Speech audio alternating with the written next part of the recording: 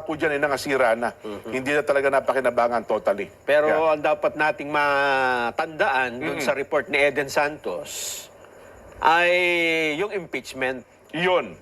na tiniyak na ho ng Pangulo na ito ay una, hindi napapanahon. Oho.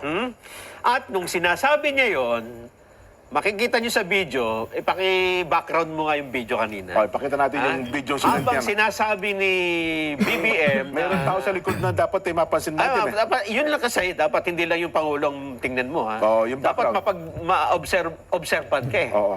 Tingnan nga uli natin, kahit huwag nyo nung lagyan ng sound, ha? Oo. Yun lang video, makita natin.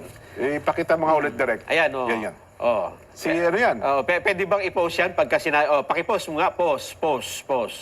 Ayan. Sino ang nasa likod ng Pangulo? Reporter, yung babae. Hindi. Yun, yung isa. Na nakabarong din. Ayun, si Speaker. Ayun. Kabulungan niya si ano yan, Petilia yun, di ba? Jericho Petilia. It is, nasa likod. Yes, oo. Tinatanong ba, totoo ba yung sinasabi ng Pangulo na hindi na natin itutuloy dapat yung impeachment? Sabi magsasalita yan eh. O, sige, tuloy mo. Wala lang sa, ituloy. Play. O, ano sabi? Tama ba? O, ngumingiti lang eh. Oo. Sabi niya, wala na yung mga kongresista. Hindi na gumalaw. Tatakot na raw ata, no? Hindi. Di ba? Ano ba? Ikaw ba? Ano mabasa mo? Ikaw nakakabasa ka ng bibig eh. Lagi kasi sila magkasama ng Pangulo. Oho. Alam nga namang araw-araw, lagi kayo magkasama, ha? Sinasabi ng presidente yung gusto niya. Oo. Tapos pagdating ng panahon, magkaiba kayo ng isipan, di ba? Oo. Ang sabi ng Pangulo, wala na pag-asa yung impeachment, wala nang quorum. At Mads, saglit lang, standby lang, Mads. 1 minute. Kasi kahapon, bagamat na lumabas na rin sa mga balita, Nelson. Oo. Di ba yung pinost ni Manong Johnny? Oo. Ano ha? May inilabas din po na pahayag ang Malacanang. Ito binasa ko rin balita kayo ng umaga. At pinagdidiinan po nila, Nelson ha?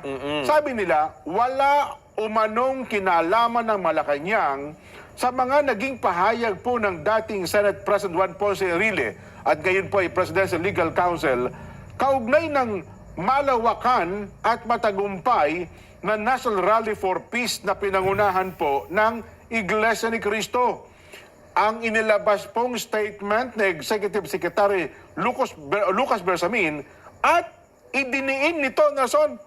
Hindi lang basta idiniin, kundi ipinagdiinan nito na nananatili pong hindi nagbabago ang paninindigan ng Pangulong Ferdinand Marcos Jr. na hindi niya sinusuportahan ang impeachment laban kay Vice President Sara Duterte.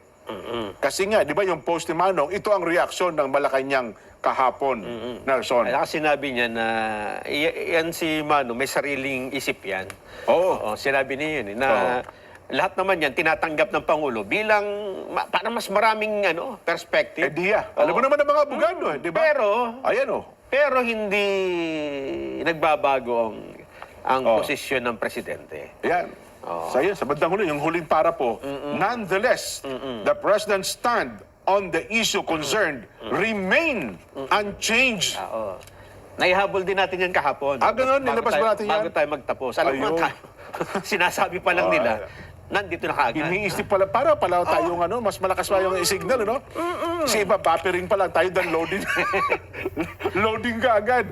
Mamaya, balikan natin